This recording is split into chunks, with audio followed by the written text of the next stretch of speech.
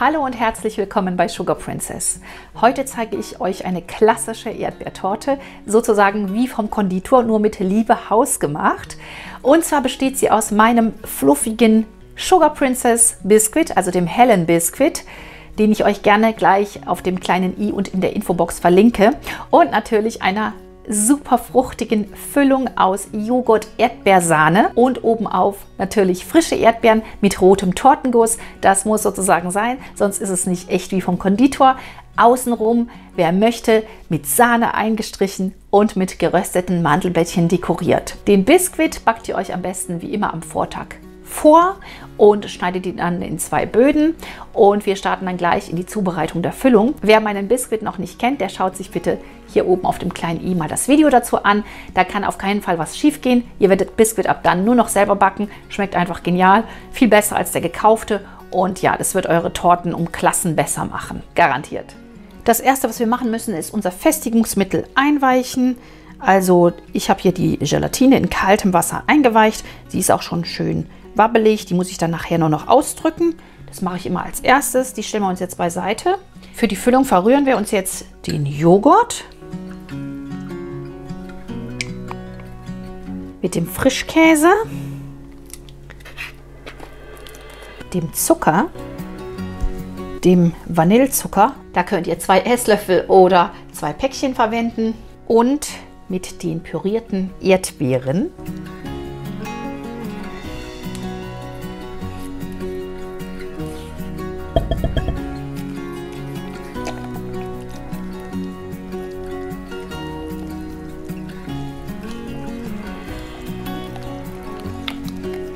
Schön homogen verrühren und ihr seht schon, was es für eine fantastische rosa Farbe bekommt. Genau mein Ding. Das könnt ihr natürlich auch mit dem Rührgerät machen. Die eingeweichte Gelatine jetzt aus dem kalten Wasser nehmen und einfach so zwischen den Händen ausdrücken.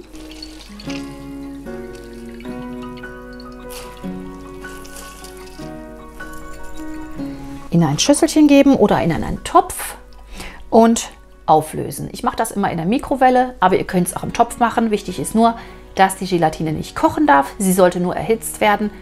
Wie gesagt, nicht kochen. Und dann kann man sie auflösen. So, und so sieht die Gelatine aus, wenn sie aus der Mikrowelle wieder rauskommt. Ich gebe sie bei 600 Watt für ungefähr 20 bis 30 Sekunden in die Mikrowelle. Und dann ist sie sofort aufgelöst. Ihr seht es, sie braucht nicht mal mehr zu rühren. Sie ist aber jetzt natürlich zu heiß. Deswegen müssen wir sie angleichen. Und dann nehmen wir uns unsere angerührte Creme und rühren einfach jetzt 6 Esslöffel von dieser Creme hier rein, um die Temperatur ungefähr anzugleichen. Nicht kleckern.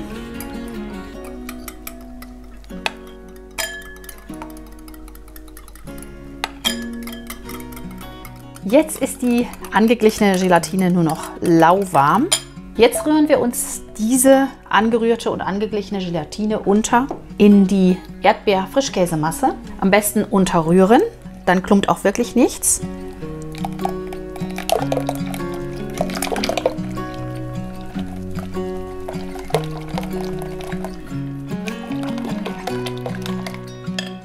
Gut. So, und das kann jetzt zum Angelieren einfach nochmal kalt gestellt werden und in der Zeit schlagen wir uns die Sahne steif.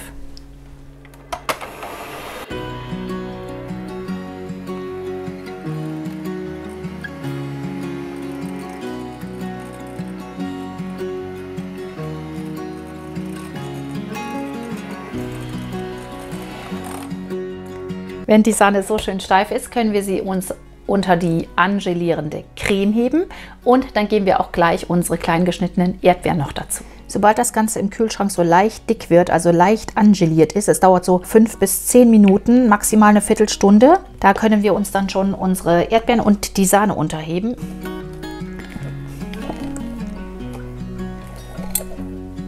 Und natürlich auch die Erdbeeren.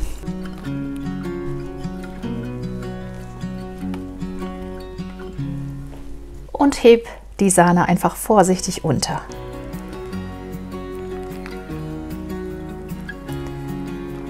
Das Ganze so lange machen, bis alles schön miteinander verrührt ist und keine Schlieren mehr zu sehen sind, die Creme wirklich homogen ist, sehr vorsichtig vorgehen, dass also die Erdbeeren nicht kaputt gehen. Ja, und schon ist unsere Füllung fertig und kann auf den untersten Boden gegossen werden. Das ist mein unterer Boden. Tortenring drum, schön festziehen. Und jetzt können wir uns auch die Creme schon drauf geben.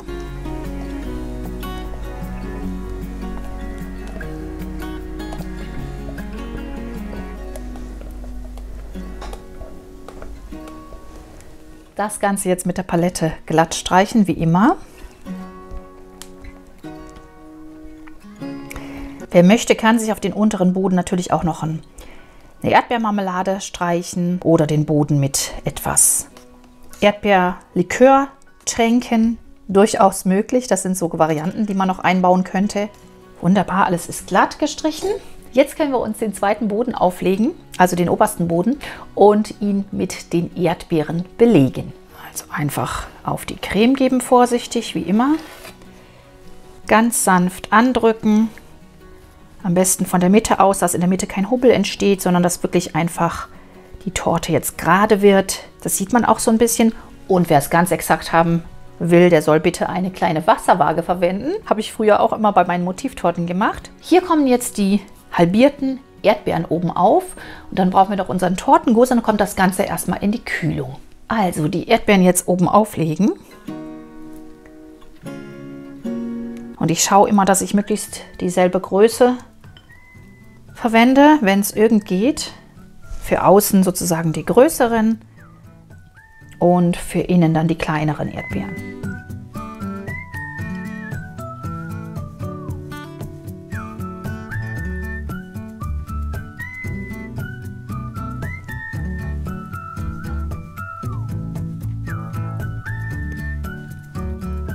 Und in die Mitte achtet darauf, dass ihr wirklich noch genug Erdbeeren übrig habt. Bei mir war es jetzt ein bisschen knapp, also es sollten wirklich so 500 Gramm, 400 bis 500 Gramm sollte man schon da haben, damit es auch wirklich reicht, damit es dann schön aussieht. Bei mir ist es fast ein bisschen wenig hier, jetzt würde ich gerne noch hier in den Ecken welche einlegen, aber es ist okay, es kommt ja jetzt auch noch der Guss oben drüber.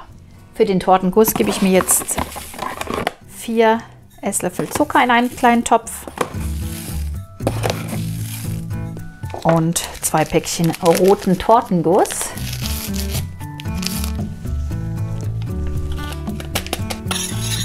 Schön vermischen. Und mit 500 Milliliter Flüssigkeit aufgießen. Ihr könnt da auch Saft nehmen, was ihr gerade da habt. Das geht alles. Ich nehme jetzt einfach kaltes Wasser. Gerade anrühren. Schauen, dass keine Klümpchen entstehen natürlich. Und wer sich wundert, dass ich so viel anrühre, ich denke immer, ich habe zu wenig, deswegen nehme ich immer lieber mehr und verwende dann am Schluss einfach weniger. Das ist nicht so dramatisch, aber dann muss ich nicht zweimal Guss herstellen. Das Ganze, wie gesagt, schön verrühren und jetzt auf dem Herd einfach kurz aufkochen und dann gleich über die Torte geben. Der Guss ist anfangs immer noch so ein bisschen trüb und sobald er einmal aufgekocht ist und klar wird, könnt ihr ihn auch schon vom Herd nehmen. Also er sollte nur kurz aufkochen, das reicht. Und dabei immer schön ständig rühren. Ihr seht, dass der Guss jetzt dunkler wird. Das zeigt einfach an, die Temperatur verändert sich und gleich wird er klar werden und dann ist er auch schon fertig. So, und wenn der Tortenguss so schön kocht, dann vielleicht so ungefähr 1 Minute kochen lassen und dann ist er auch wirklich fertig. Ja, und jetzt gieße ich den einfach von der Mitte aus auf die Erdbeeren, dass sie schön bedeckt sind. Das konserviert die Erdbeeren und man kann dann die Torte auch etwas länger aufbewahren als normal.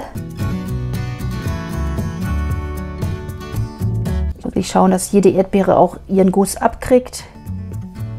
Und das ist auch genau der Grund, warum ich gerne etwas mehr Guss verwende. Aber wenn ihr sehr schöne Erdbeeren habt, meine waren jetzt noch nicht so schön, dann könnt ihr natürlich auch alles volllegen mit Erdbeeren. Dann reicht euch vielleicht auch ein Paket Tortenguss. Wunderschön sieht die Torte jetzt schon aus. Ich liebe Erdbeertorten jeglicher Art, aber solche klassischen sind ganz besonders schön. Die Torte muss natürlich jetzt für mindestens 4 Stunden, besser aber über Nacht erstmal in den Kühlschrank, um richtig fest zu werden. Und dann werden wir sie uns final dekorieren und natürlich werde ich sie für euch auch probieren. So, die hübsche Torte war bei mir über Nacht abgedeckt im Kühlschrank. Sie ist schön fest geworden, denke ich. Wir werden es gleich sehen. Ich schneide sie jetzt raus. Dann werde ich den Rand noch mit Sahne einstreichen und geröstete Mandelblättchen andrücken, wie sich das gehört bei einer solchen klassischen Erdbeertorte. Und dann können Jo und ich sie auch schon für euch probieren. So, der spannende Moment. Es ist ja doch immer spannend. Hat es geklappt alles oder nicht? Meistens hat es ja geklappt. Bisschen losschneiden, damit es sich einfacher lösen lässt. Voilà. Den Ring lösen. Vorsichtig.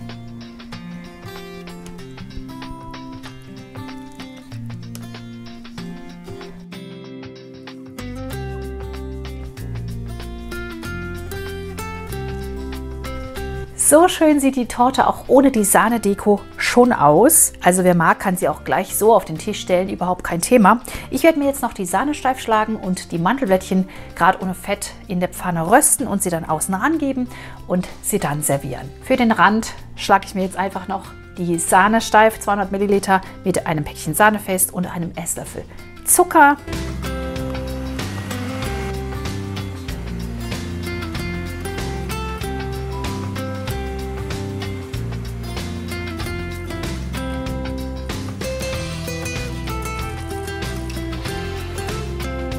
Fertig ist unsere Sahne für den Rand der Torte. So, und dann streichen wir uns jetzt einfach die Sahne hier an den Rand schön ran. Das gibt dem Ganzen noch das absolut geniale Finish, das klassische Erdbeertorten-Finish sozusagen. Einfach gerade erstmal so grob mit dem Spatel oder mit der Palette verteilen, dass man überall schon was hat und dass hier unten die Krümel so ein bisschen gebunden werden. Und ich finde immer, bei einer Sahnetorte kann das ruhig ordentlich Sahne sein. Das schmeckt einfach fantastisch lecker zu Erdbeeren. Und hier oben, da könnt ihr dann nachher mit den Mandelblättchen die Unebenheiten, die etwa entstanden sind, ausgleichen. Also keine Angst, wenn jetzt etwas hier über den Rand raus gestrichen wird aus Versehen. Sobald wir die Sahne überall so schön verteilt haben, können wir sie noch einmal abziehen. Das muss auch nicht unbedingt sein, denn es kommen ja auch noch die gerösteten Mandelblättchen dran. Ich mache das trotzdem, weil ich es lieber eben habe und gleichmäßig verteilt. Deswegen ziehe ich jetzt einmal gerade noch ab und bessere noch aus, wo es noch auszubessern ist. Gerade abstreichen, was zu viel ist und vielleicht noch die letzten Stellen dann jeweils bestreichen und nochmal abziehen, so lange bis ihr zufrieden seid mit dem ganzen Ergebnis. Also gerade in eine Pfanne oder einen Topf ohne Fett die Mandeln so lange rösten, bis sie schön duften und dann sind sie auch schon fertig. Dann am besten gleich auf einen Teller umfüllen, dass sie nicht zu braun werden, denn sonst schmecken sie bitter.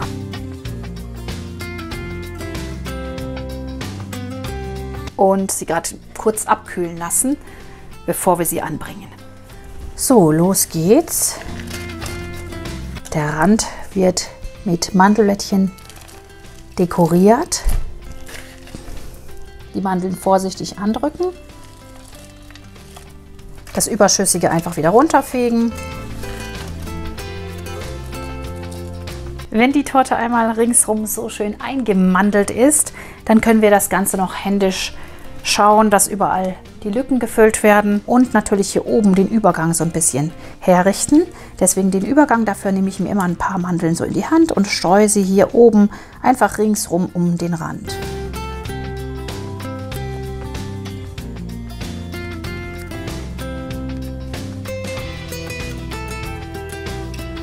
Wunderschön, unser Törtchen ist fertig. Jetzt bleibt uns nur noch es zu probieren.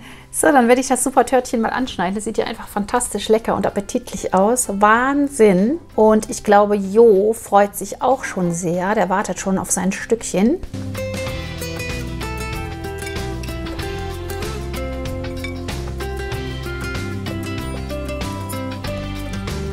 Die Torte ist auf jeden Fall wunderschön fest geworden.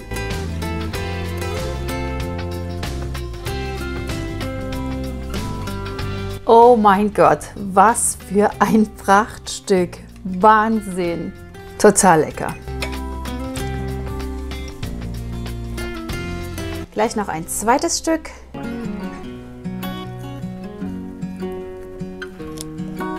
Jetzt habe ich aber ein Riesenstück genommen. Und auch das zweite Stück sieht wunderschön aus. Super schön und perfekt geworden. So, Jo und ich, wir sitzen hier vor der Erdbeertorte und juhu, wir freuen uns, wir lieben Erdbeeren, wir beide. Und deswegen, ja, wollen wir jetzt einfach reinhauen, oder? Ja. Ja, gut.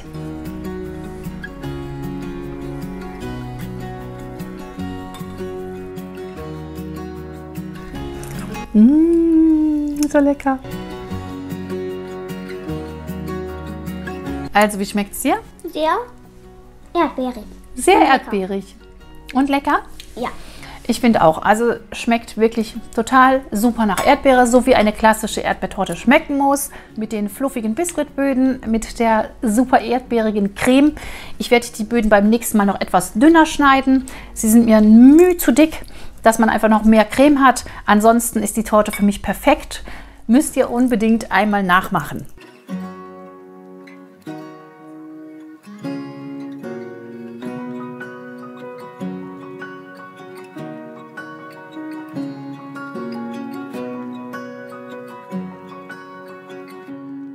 Das war meine leckere, klassische Erdbeertorte. Ich hoffe, euch hat das Rezept genauso gut gefallen wie uns beiden, Jo und mir.